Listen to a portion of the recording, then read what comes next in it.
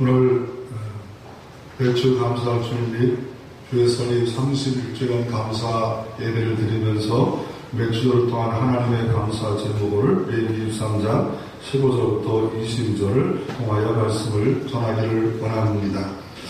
우리가 이 감사할 때 영육간에 다 유익되지만 영혼에 유익이 있는 삶을 살아갈 수가 있습니다.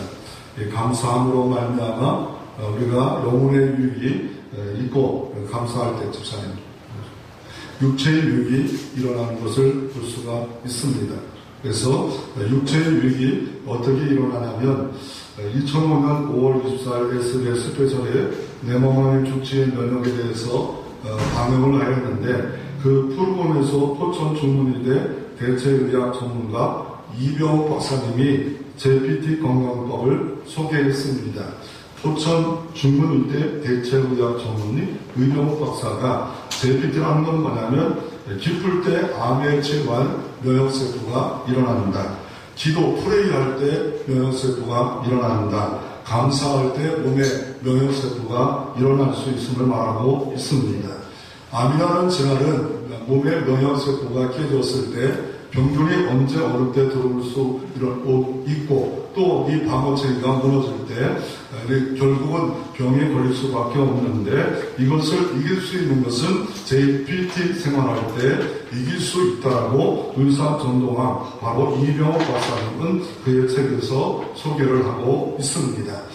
육체의 유익이 분명히 있는데 이거를 감사 테라피라고 여러분의 주부에도 기록되어져 있는 책에 보면 만약에 이런 마음이 있을 때 테라피란 말은 치료가 있다는 말인데 어떻게 치료합니까? 만약에 여러분의 집에 수리할 때가 있고 자동차 수리할 때가 있다면 어떤 겁니까? 여러분의 집이 있다는 것이고 자동차가 있다는 겁니다.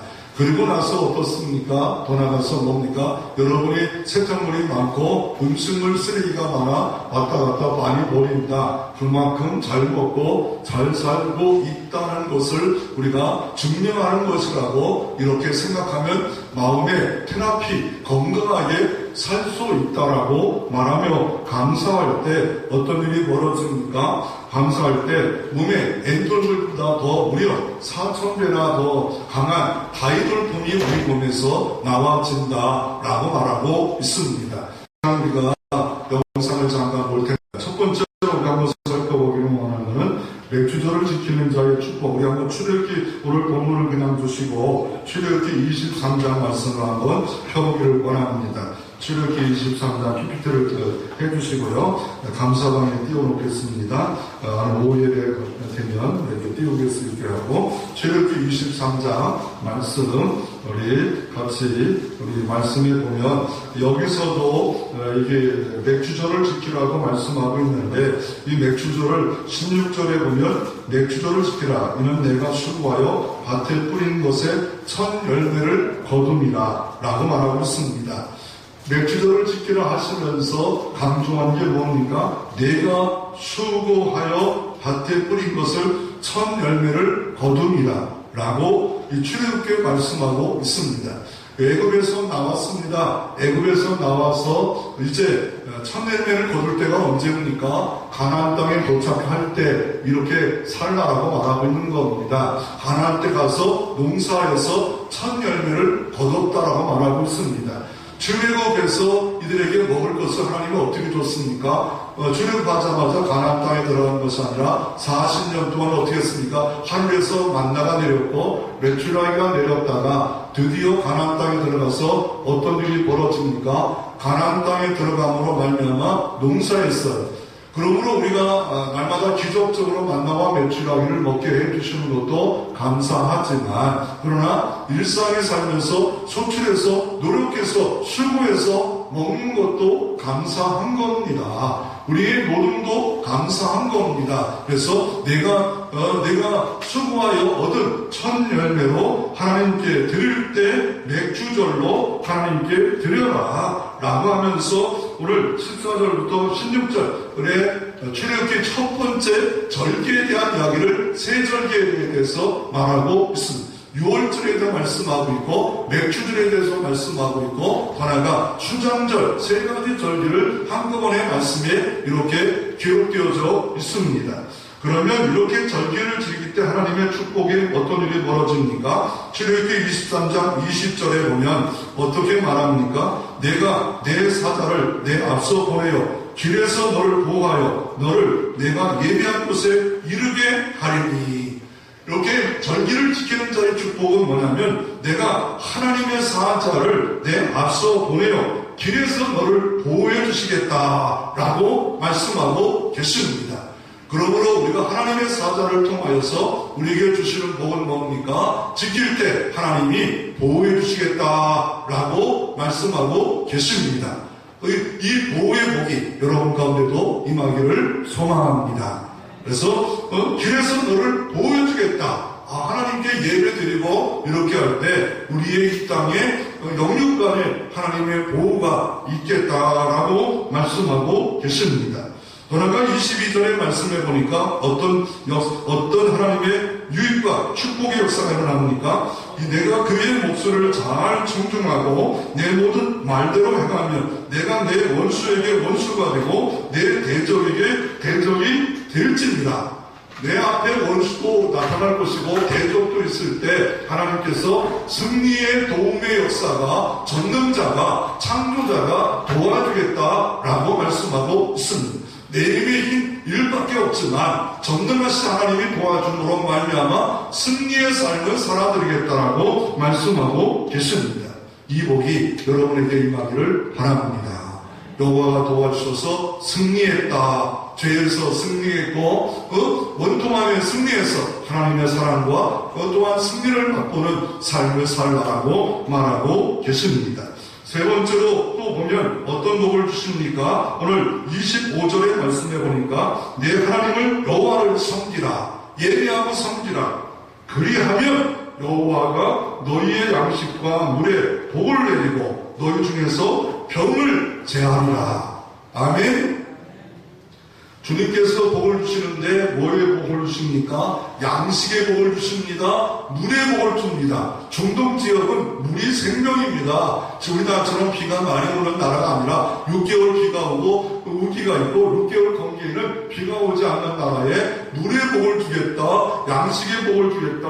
더 나아가 어떻게 합니까? 너희 중에서 병을 제하리라 라고 말씀하고 계십니다. 하나님이 보호해 주실 때 우리가 병에서 제한받고 또한 치료받는 역사가 병균이 와도 보호받는 역사가 있겠다. 생명사계로 보호사계로 하나님이 역사해 주시겠다라고 말씀하시면서 더 나아가 뭘 말씀합니까? 26절에 내 나라에 낙태하는 자가 없겠고 임신하는 자 못하는 자가 없을 것입니다. 자녀의 복까지 이렇게 예배드리고 절기를 기억해서 주님을 찬양하고 온전히 드려지는 때에 하나님의 복과 은총을 주신다라고 말하고 있습니다. 오늘 이 시간에 여러분의 예배가 상달되어 하나님 앞에 자녀의 복이 임하는 역사가 있기를 주의 이름으로 축원합니다.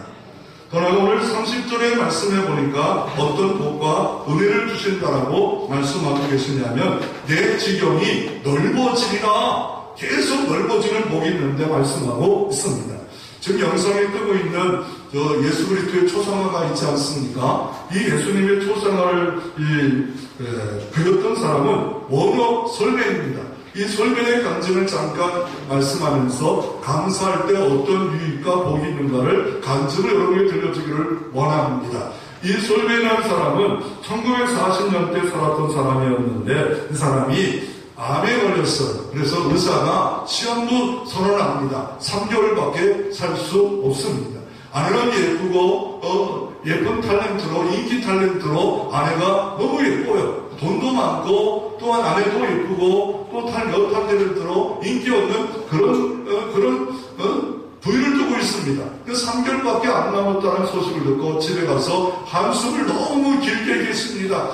난 죽었다. 난 3개월에 죽는다.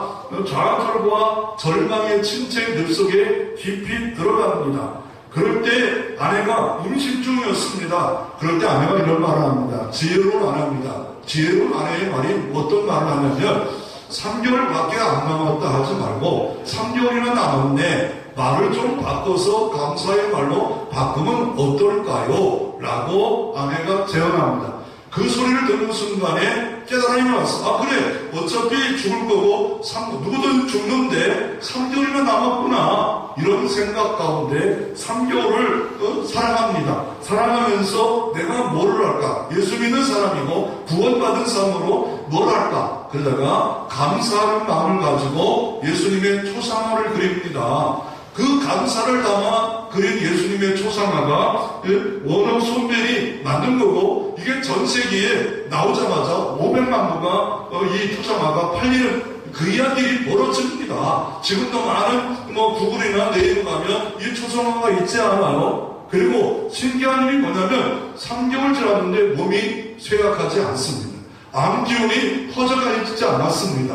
의사한테 3개월 딱 돼서 가서 진단을 받으니까 놀랍다는 겁니다. 암의 모든 기운이 하나도 없다는 겁니다. 할렐루야. 그래서 의사가 깜짝 놀라서 말합니다. 아니, 당신은 어떤 약을 먹었기에 이렇게 건강할 수 있었습니까? 단지 하나입니다. 하나님께 땡큐 감사합니다. 늘 모든 일에 감사했더니 몸이 건강해졌더라 라고 고백하고 있습니다. 또한 그 그림을 많은 사람에게 나름대로, 물론 이것이 진짜 예수님인가 아닌가는 증명할 방법은 전혀 없습니다. 그럼에도 불구하고 그가 감사함으로 그렸는지 많은 사람에게 저분을 보면 인자하게 보이고 예수님처럼 보인다, 이런 생각을 가질 수 있습니다.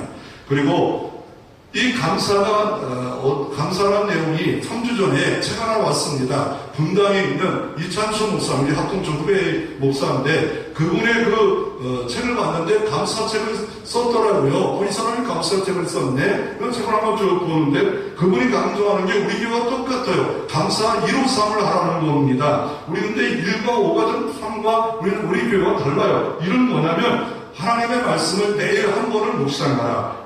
5는 감사의 5가지 제목을 기록해봐라. 또 하루에 3번을 감사 표현하라. 감사 153이라고 하고, 그 책에 3가지로 이렇게 나눠져요. 3가지로 나눠져서 3개. 뭡니까? 먼저는 언제나 감사하라고, 그 전체 주제가 그겁니다. 날마다 감사하라는 거예요. 두 번째, 더 깊이 감사하라. 평생 감사하라. 범사에 감사하라. 세 번째, 그럼에도 불구하고 감사하라. 오히려 환난과 고난 가운데 감사하라. 힘들 때 감사하라 라고, 피곤할 때 감사하라 라고 말하고 있습니다. 이분이 결론적으로 말하면 감사가 나를 변화시킨다 라고 말하고 있습니다. 성경에 뭘 근거를 줄 수 있을까요? 빌립보서 4장 6절부터 7절. 아무것도 염려하지 말고 모든 일에 기도와 간구로 감사함으로 아리라. 그러면 지각이 된 하나님의 평강이 너의 마음과 생각을 지켜주시리라. 그러므로 우리가 어떻습니까? 염려가 옵니다. 그것을 감사거리로 옵니다. 아우, 내가 날마다 이렇게 쓰레기를 치워야 되는데, 하나님 나 잘 살고 있어서 감사합니다. 아니, 내가 이렇게 음식을 쓰레기를 치워야 되는데 먹을 것이 많아져서 감사합니다. 그럴 때 하나님께서 어떻게 한다고요? 하나님의 평강으로, 염려 대신에 하나님의 샬롬으로 우리가 채워주시겠다라고 약속하고 계십니다. 이분은 계속 말씀하는 게 뭐냐면요, 감사는 선택이래요.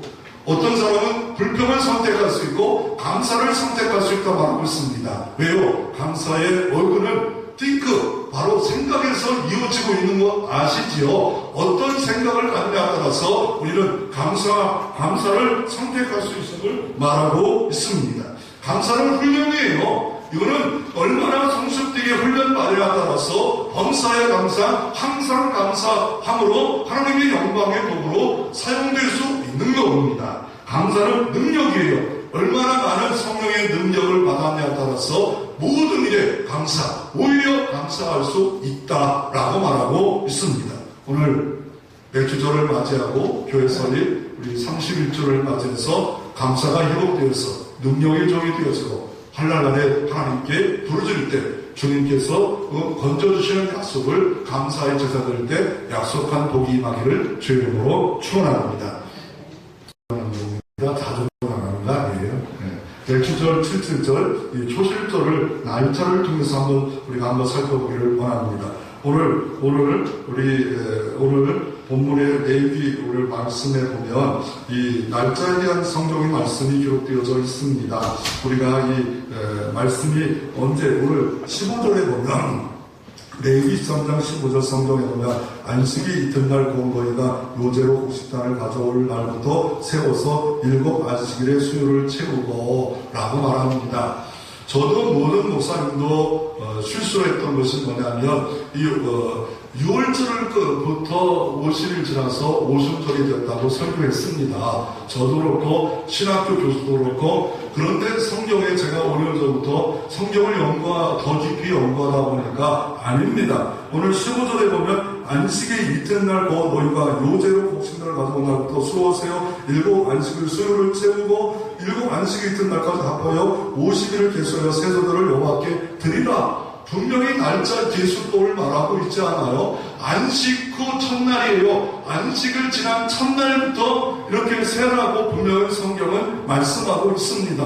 언제부터? 6월절을 지킬 때 보면 일주일을 지키잖아요. 일주일에 안식이 들어가요. 안식 후 첫날, 그날부터 안식 후 첫날, 지금 말하는 뭐예요? 주일이에요. 지금 주일. 왜? 그날에 어떻게 뭘 드립니까? 첫 열매를 드리는 거예요. 첫 열매는 뭡니까? 6월절은 예수님의 십자가에 못 박여 내려신의 죄 때문에 죽으심을 기념하는 절기라면 이 또 뭡니까? 이 맥주절은 뭡니까? 또 안식 후 첫날 이 주일 주님의 예수 부활, 생명의 부활, 영원한 부활, 능력의 부활, 우리의 부활로 감사해서 드려지는 날이 오순절이요, 그날이 맥주절이요, 이날이라 라고 말하고 있는 겁니다.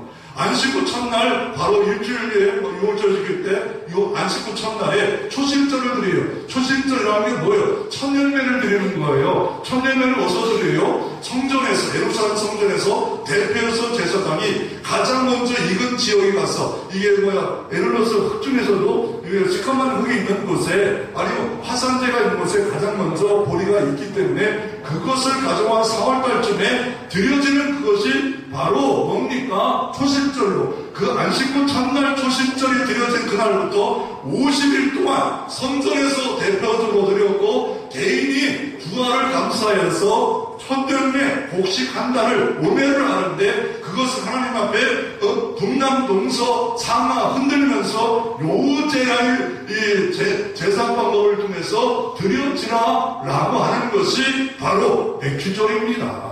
그리고 50일째 전체가 다 보리만 아니라 밀까지 모든 곡식을 주신 하나님 감사합니다. 첫 열매를 드리면서 부활을 기억하고 부활을 감사해서 드려지는 날이 바로 맥주절이다 라고 말을 하고 있는 겁니다. 그래서 이날은 적은 것을 드린다고 해서 초실절, 초실절도 50이 된다고 해서 오순절, 49일까지 7일, 7번이 7절이 49니까 77절, 그 이튿날 정확히 오늘 성경을 말하고 있고 이거를 영어로 펜테코스트라고 부릅니다. 오순절이라고 하는데 펜테란 말은 5요, 코스트는 11일, 50일이 지난 날이라고 말하고 있습니다. 이걸 어떻게 규명할 수 있을까요? 출애굽기 19장 1절에 보면 3월 1일 날 이 맥주를 지키라고 말합니다. 아니, 출애굽기 19장에 3월 1일 날이라고 출애굽기 19장 17절에 3일을 기다리라 라고 말합니다. 그러면 날짜를 정확히 아시는 분은 6월절을 언제 드렸는가요? 1월 14일 날 드렸어요. 1월 14일 날 드려서 3월 1일까지 가면 날짜가 얼마나 될까요? 3월 1일까지 가면 46일. 어차피 머리 안 도니까 걱정하지 마시고 듣기만 하세요. 뭡니까? 1월 14일부터 3월 1일까지 가니까 뭐예요? 바로 46일, 47일, 30일이면 47일, 그리고 3일 동안을 그것을 기다리고 있어라. 그래가지고 50일이 된 거예요. 안다고 하세요. 몰라도. 왜요? 출애굽기 19장 1절에 3월 달에 3월 초하루에 드리라고 했는데 3일이 더 기다리라고 10절에 말씀했으니까 바로 3월 3일 날 드렸는데 1월 14일과 6월절 드려서 이렇게 따져보면 거의 맞는 숫자가 오순절과 맞는 숫자가 되어진다 라고 말할 수 조금 차이가 왔다 갔다 조금 할 수 있겠죠. 그리고 이 연도는요, 1600년도가 차이가 있어요. 맥주전 처음 지킬 때가 바로 시내산에 들렸고, 이제는 오순절에 모여서 기도하는 곳에 성령이 강하게 임하는 역사가 바로 오순절이라 말하고 있습니다. 날짜를 통해서 하나님이 교훈을 주고 계시고요. 그리고 이날은 어떤 날입니까? 시내산에서 율법을 받았어요. 두 돌비를 모세가 받아서 이스라엘에 전달한 날이 이날이에요. 두 돌비가 받았다고 말하고 있고, 그래서 어떻습니까? 오늘 성경에 보면, 성경에는 아니 보니까 17절에 보면 떡 2개를 드려라, 또 쭉쭉 지나서 보면 왜 떡 2개를 꼭 드려라? 하나만 드리면 어떨까요? 7개 드리면 어떨까요? 돌아가서 뭘 말씀합니까? 양을 드릴 때마다 2개를, 특별히 요제를 드릴 때는요, 양과 2마리, 떡 2개를 흔들어서 드리래요. 왜요? 흔든다는 말은 살아난다, 부활한다, 하나님의 주권을 말씀할 때 요제를 드리라고 말해요. 요제를. 동남, 동서, 상하, 온 천지 하나님이 주권자이면서 살아나는 의미에서 그것을 의미해서 요제로 드리라라고 말하고 있습니다. 그래서 민수기 28장 26절에 보면 처음 익은 열매를 드린 날에 여호와께 세소자를 드릴 때 성으로 모을 것이요 아무도 노동을 하지 말 것이다. 다시 말씀을 정리하면 이겁니다. 이 맥주절은 다른 말로 말하면 초실절 계속 50일, 49일, 48일, 47일 드리기 때문에 이날도 초실절이라고 해도 문제가 없고, 이날도 신학에는 오순절이라고 하고, 돌아가 7이 7번 되고 그 이튿날이니까 77절이라고 해도 되는 날이 바로 예언의 말씀, 구약의 예언의 말씀이 신약 1600년에 걸쳐서 하나님의 성취된 사건이 이 사건이다 라고 말하고 있는 겁니다. 그래서 이 맥주절, 77절, 초실절을 우리가 한번 더 살펴보기를 원하면 고린도후서 3장 12절, 18절을 이렇게 말합니다. 구약에 있는 모든 것을 이렇게 비유합니다. 수건이 이렇게 가려웠다가 수건이 벗겨지는데 언제 벗겨집니까? 언제든지 주께로 돌아오면 그 수건이 벗어집니다. 이렇게 수건이 가리면 잘 못 봐요. 그림자처럼 보여요. 근데 실제가 예수님의 오심으로 말미암아 모든 절기가 예수님을 있는 거예요. 선망의 예수님을 가리키고 있는 거예요. 예수님을 소개하고 있는 거예요. 생명의 예수님, 구원자 예수님을 소개하고 있습니다. 그래서 이 구약을 어떻게 표현하고 있냐면 신약 속에 펼쳐 있고 신약은 구약 속에 감춰 있다라고 말하고 있는 겁니다. 구약은 신약 속에 펼쳐 있고 신약은 구약 속에 감춰 있다. 그러므로 신약도 하나님의 말씀이고 구약도 하나님의 말씀이고 중요한 말씀입니다. 그림자처럼 말하지만 예수를 소개하고 있는 거예요. 예수를 바라보는 거예요. 이거를 예표라고 그러고 이거를 모형이라고 그러고 그림자인데 예수님이 2000년 전에 실제인 예수님이 모든 예언의 말씀, 구약의 예언의 말씀을 이루시려고 예수님이 이 땅에 오셨고 십자가에 죽으심으로 말미암아 구원을 이루셨고 그 바로 초실절이 사도 바울은 그것이 뭘 상징하고 있고 뭘 실체를 말하고 있고 뭘 예수를 드러내는 것을 고린도전서 15장 20절에 이렇게 말하고 계십니다. 그러나 이제 그리스도께서 죽은 자 가운데 다시 살아나 잠자는 자들의 첫 열매가 되셨도다. 죽은 자의 첫 열매가 예수가 되셨대요.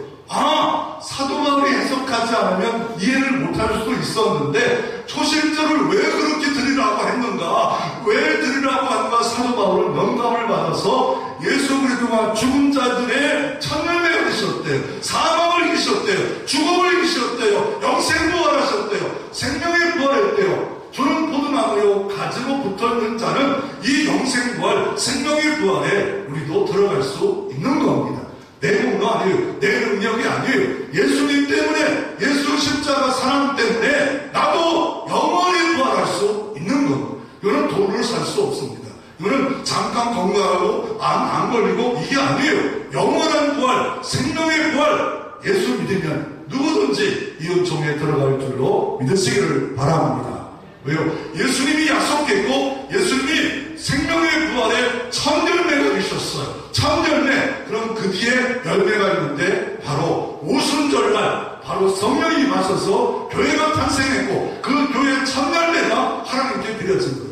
예수 믿는 사람들이 첫 열매예요. 예수 믿는 사람이 구원의 열매예요. 그래서 교회는 세상 가운데 구원받은 첫 열매들의 모임이 바로 교회 공동체라 오순절날 교회가 새롭게 시작한 거예요. 구약의 성전에서 이렇게 했지만 이제 예수님이 떠나가시고 부활하시고 승천하시고 성령이 주셔서 뭡니까? 성령이 강림하심으로 교회가 탄생한 겁니다. 바로 부활의 백성들의 모임의 공동체 교회. 주님의 몸이요 주님의 머리가 된 피가 흐르는 가장 소중한 교회. 이것이 주님이 이 땅의 성육신의 연장으로 주님의 몸된 교회를 이곳에 또 전 세계에 만들어 주시고 지금도 역사하고 계십니다.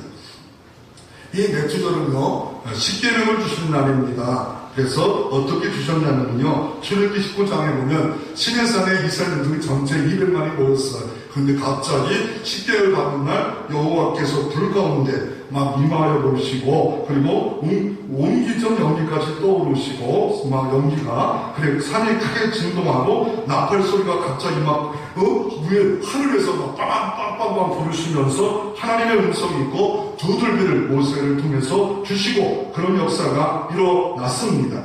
그것이 어떻습니까? 그 역사가 오순절날 똑같이 하나님께서 여호와의 불 가운데 여호와의 바람 가운데 다 같이 모였을 때 여호와께서 성령을 주심으로 교회가 탄생하게 만들어 주셨고 이런 역사를 만들어 주셨습니다.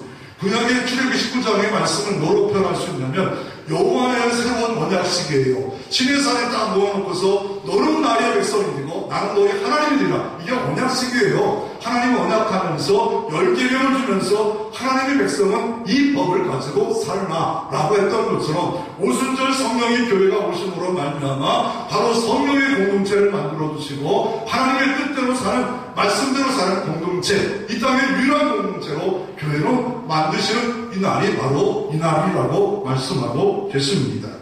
그런데 이날에 어떤 일이 벌어졌냐면요 너무 좋은 날 아닙니까? 바로 하나님과 언약식 하는 날인데 모세가 시내산에 올라가서 더디 오니까 사람들이 어떻게 했어요? 사람들이 배반합니다. 금송아지를 만들어요. 여인들이 귀걸이와 여인들의 팔찌를 갖고 금송아지를 만들어라고 바로 모세의 형 아론에게 부탁하자 대제사장 아론이 아니다 이렇게 하면 안 된다 라고 해버렸는데 심지어 40일 지나서 40쯤 돼가지고도 안 오니까 이렇게 금송아지를 만들었어. 그때 마침 내려와서 그 모습을 보면서 모세가 화가 나서 어떻게 합니까?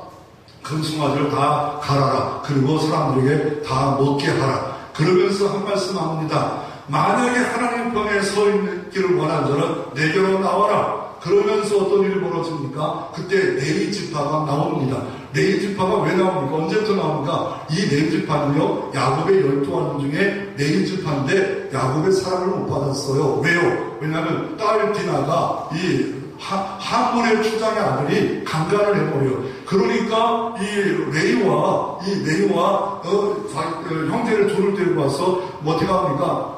할례를 해라 해놓고 남자를 할례를 다 해놓고 움직일 수 없게 가서 둘이 가서 다 죽여버려요. 그랬더니 세겜의 동네에 있는 사람들이 이 야곱의 가족들을 그냥 둘 수 없잖아요. 그랬더니 화를 막 내는 왜 뜻대로 왜 멋대로 하냐? 여기다가는 우리는 이 민족이 다 작살나겠다. 그래가지고 그러고요 할례까지 해냈는데 정말 이상한 물론 딸 디나가 강간되어서 의를 행한 건 좋지만 거룩한 걸 행하고서 막 이렇게 했을 때 내일을 막 별로 안 좋게 봤어요. 그런데 이번에 모세가 나오라 할 때 네 지파가 다 나옵니다. 네 지파가 나와요. 여호와 편에 서는 자는 나와라. 그러고 나서 더 심한 걸 명령하며 칼을 다 빼라. 그렇게 말하면서 이 성막의 이쪽부터 이쪽에 있는 사람 다 죽여라. 그럴 때 그 죽인 사람이 도륙한 사람이 3,000명입니다. 이해가 되시나요? 왜 이해가 안 되냐고. 이 같이 있는 사람이 친족일 수 있고 형제일 수 있고 아버지일 수 있고 더 나가서 뭐가 될 수가 있을까요? 친구가 있을 수 있습니다. 그런데 갑자기 죽여버린 거예요. 이거는 참 이건 어떻게 보면 참 여호와의 진노가 대단하다. 왜요? 영원히 멸망받을 수밖에 없는데 결국 이렇게 죽음으로 말미암아 심판하시는 주님이 구원을 오순절을 통해서는 어떻게 합니까? 베드로가 설교할 때 3,000여 명이 살아나는 역사가 있었더라. 뭔가 대조와 대비를 통해서 이렇게 보여주고 있어요. 끄덕하신 분에게 보이기를 바라요. 뭔가 이렇게 잘 안 보이지만 3,000명의 구약에는 죽었지만 베드로와 설교하고 모든 3,000명이 주께로 돌아왔더라 라고 말씀하고 있습니다. 그러므로 이 오순절은 성령의 강림을 예표하고 있습니다. 출애굽기 레위기 23장 15절 16절에 보면 어떻게 말합니까? 오순절의 역사가 말하고 있지 않아요? 계속하여 새 소재로 여호와께 드리라 말하고 있고, 사도행전 2장 1절에 1600년을 거쳐서 오순절 날이 이미 이름에 저희가 다 같이 한 곳에 모였더니 저희가 다 성령의 충만을 받고 불이 혀처럼 일어나였고 여호와의 바람이 불었고 새술에 취했고 새 낙원이 이루어졌고 교회가 생겨졌더라 라고 말씀하고 계십니다. 이 전리는 예표한 모형을 말하는데 누구를 드러내면 예수를 드러내요. 예수를 가리켜요. 예표 모형입니다. 6월절은 예수님의 십자가의 죽으심을 드러내고 있습니다. 무교절은 예수님의 무덤에 갇힘을 고난을 말하고 있습니다. 초실절은 예수의 부활을 말하고 있습니다. 칠수절은 오순절 성령이 강림하고 이것을 말하고 있습니다. 레위기 23장 2절에 이렇게 말합니다. 이 민족적 절기인데 이스라엘 절기처럼 보여집니다. 아니라고 분명 말합니다.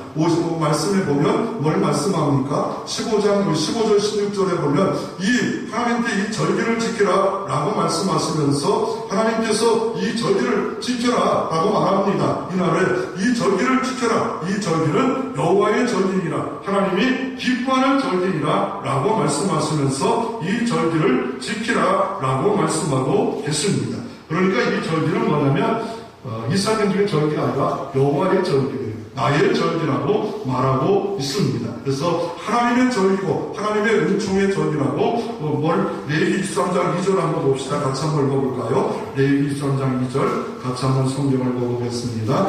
이스라엘 자손에게 말하여라. 이것이 나의 절기들이 너희가 성의로 공포할 여호와의 절기들이니라. 여호와의 절기들이 나의 절기예요. 그러므로 이거를 그대로 지킬 필요는 없지만 예수님이 다 성취했기 때문에 의미와 가치와 영적 교훈을 내가 받아서 이렇게 살아가고 감사할 때, 왜요? 우리가 딱 7월 첫째 주 드리잖아요. 왜요? 상반기에 잘 살아왔고 하나님 곡식과 모든 열매와 축복을 주신 것 감사하며 후반기에도 하나님의 은총과 감사 가운데 살겠습니다. 그런 의미에서 바로 이걸 맥주절을 중간에 딱 드려줌으로 말미암아 주님의 영광 돌리고 다시 한번 은총 가운데 후반기도 달려가라는 의미가 있습니다. 그리고 이 절기란 말은 절기라는 히브리어를 보면 두 가지가 다르고요. 한구와 모에 들어가 있어요. 한구란 말은 축제입니다. 여기는 모에 들어가 있는데 이 뭔가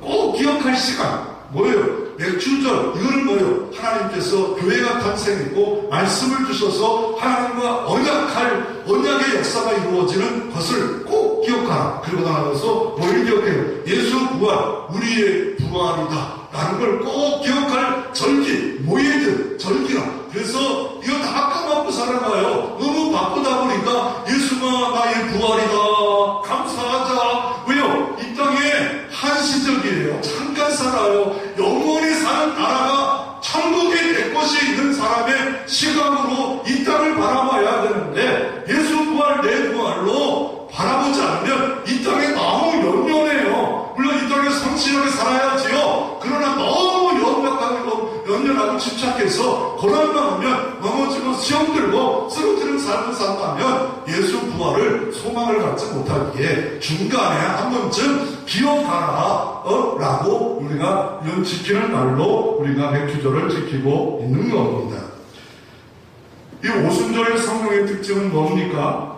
과거도 성령이 있었지요. 창세기부터. 그런데 이 오순절 성령은요 충만한 성령이고 내주하는 성령이고 떠나지 않는 성령이에요. 예수 믿고 내가 실수하고 잘못해도 영원히 내주하셔서 내 안에 계시고 영접하는 자 곧 그 이름을 믿는 자들에게는 영원히 하나님 하나님의 자녀가 되고 벌써 영생을 얻었고 성령이 인쳐버리면 지워버리지 않고 떠나가지 않아요. 그 성령은 영원히 나와 함께해서 은사와 열매와 능력 가운데 내 안에 내 위에 내 삶의 모든 곳에 동행하시고 보혜사로 연약을 도우시는 성령으로 우리와 함께하는 역사가 바로 성령이 오순절 임하는 성령, 이 시대에 임하는 성령이 그런 성령의 특징을 갖고 있습니다. 그러면 그런 성령을 내가 어떻게 받을까요? 성령은 선물 아닙니까? 구원을 맞아요. 근데 베드로가 이렇게 설교하는 거 아십니까? 사도행전 2장 38절에 베드로가 가로되 너희가 회개하여 각각 예수 이름으로 세례를 받고 제사함을 얻으라. 그리하면 성령을 선물로 받으리라. 우리가 할 일이 있구나. 회개하는 일이에요. 내가 죄인입니다. 내가 죄인입니다. 회개하고 예수 이름으로 세례를 받으면 제사함을 얻고 그리하면 성령을 선물로 받으리라. 회개 기도하면 성령의 선물로 받으면 돼요. 예수 이름으로 세례를 받고 그러면 제사함을 받고 성령을 선물로 받겠다라고 말씀하고 계십니다. 이 도표를 만들면 이겁니다. 신해산의 십계명과 맥주절과 오순절 차이는 뭡니까? 신해산 율법을 받은 날이고 출애굽기 19장이고 오순절은 사도행전 2장에는 바로 성령을 충만받은 날이고 또 하나가 교회가 탄생했는데 불 가운데 강림한 건 똑같아요. 불이 흑암처럼 갈라졌고요. 연기 가운데 임했고요. 하늘부터 강한 바람이 임했고요. 하나님의 신비한 음성이 있고요. 방울을 말하게 했고요. 모든 것이 다 모였고요. 큰 무리가 모였고요. 모세가 받아 전달했고요. 베드로와 스데반과 빌립이 말씀을 전했고요. 산이 크게 진동했고 소돔과 놀랐고요. 3,000명이 죽었고요. 3,000명이 살아난 게 차이가 있습니다. 그리고 시내산에는요 모세가 가장 가까이 높이 올라갔어요. 그 뒤에는 장로와 제사장들이 중간쯤 올라가요. 백성들은 시내산 밑에 올라갔어요. 근데 오순절 시대는 똑같은 저나 여러분이나 똑같이 성령이 어느 곳에나 어느 장소에 있어도 하나님이 임할 수 있는 것. 왜요? 왕 같은 제사장으로 똑같이 예수 그리스도가 우리를 복음의 제사장으로 만드셨기 때문에 우리는 나는 꼭 산꼭대기 올라가 여기 와야 관단에 올라가야 은혜 많이 받고 그런 거 아닙니다. 어느 장소 어느 곳에 있든지 성령은 오늘 이 시대도 이곳에도 임할 줄로 믿으시기를 바랍니다. 이 맥주절을 드리는 방법은요 23장 17절에는 또 두 개를 드리래요. 아까도 말씀드린 것처럼 모세시 때 말씀의 두 돌비를 받았던 것을 상징하고 있다. 그리고 이걸 드리는 방법을 어떻게 드립니까? 흔들어 드리죠. 23장 17절에 보면 흔들어 드리래요. 흔들어. 이거를 요제라 말합니다. 하나님께 제사하는 방법이 네 가지가 있죠. 어떻게 보면 불을 태워드리는 거, 화제. 요제는 뭐예요? 북남동서 상하 드려짐으로 살아난다. 하나님의 주권을 말하고 있고 이 거제가 번쩍 들어서 드리는데 제사장 뒷자리를 들여서 제사장 목으로 드려라. 그리고 또 하나가 뭐였어요? 전제가 되겠어요. 모든 제사의 마지막 포도 피를 상징하는 부음으로 마지막 제사의 끝은 전제 네 가지 방법이 있는데 오늘 성경은 화제가 등장하고 있고 뭐가 등장하고 있냐면 요제를 중심이 여기 있어요. 바로 하나님의 주권이고 그 주권을 통하여 예수가 십자가를 죽으시고 부활을 강조하고 있는 이 내용이 이런 내용이고 오순절날 또 하나 의미가 있다면 뭐냐면 유대인과 이방인과 하나 되고요. 그래서 사도행 에베소 2장 18절에 이렇게 말합니다. 이는 저로 말미암아 우리들의 한 성령 안에서 아버지의 나감을 얻게 하려 하십니다. 오순절 성령의 마음으로 말미암아 예루살렘만 성령이 임한 게 아니라 유대만 성령이 임한 사마리아 땅끝까지 하나 되는 역사가 바로 성령이 임했을 때 이런 역사를 이루어졌습니다. 이 맥주절의 방법과 모형과 원형을 살펴보면요 앞에 다 말씀드렸고요 이 방법 1, 방법 2, 방법 3, 방법 4를 보면요 가루를 만들고 원형은 육이 부서진다는 거예요. 소재를 들 때 부서지는 것처럼 정육이 부서져야 되고요 반죽한다는데 바로 성령과 하나 된다는 말하고 있고요 불에 구운 것처럼 우리가 교회 생활하면서 복만일이나 환난과 연단이 있음을 말하고 있고요 누룩을 넣어요. 복음이 확산된다는 겁니다. 모든 소재에는 다른 소재에는 누룩이 없어. 근데 맥주절을 드릴 때만이 소재를 드리라고 말씀하고 있습니다. 그리고 레위기 23장에 보면 26절에 보면 새 소재로 여호와께 드리라고 새자가 붙어요. 아니 소재를 드리는데 왜 새 소재예요? 왜요? 처음 익은 곡식을 드리기 때문에 새 것이기 때문에 새 것을 드리라 말하고 있고, 이걸 오순절달 새롭게 교회에 예수 믿고 구원 받을 것을 상징해서 열매로 이렇게 교회가 탄생할 것을 예표적으로 말씀하고 있는 것을 볼 수가 있습니다. 근데 7절에 보면 17절 말씀해 보면 누룩을 넣어요. 아니 누룩을 넣고 분명히 소재에는 누룩 넣지 마라. 꿀을 세상 지야 향락 넣지 말라고 성경은 누룩이 말씀하는데 예배에 누룩 넣지 마라. 예배에 누룩 우리는 예배 스타일이 단 중요한 사람이 있어요. 남예배는 이렇게 드리고 예배는 이렇게 드려야 되는 자기 전형적인 사람이 있잖아요. 우리는 보수교도 아닌데 어느 사람은 남예배 때 막 여자들이 뭐 이렇게 막 나는 것과는 아니지만 하얀 거 입고 막 춤추고 무슨 남예배 뭐 이런 사람 있어요. 자기 스타일이에요.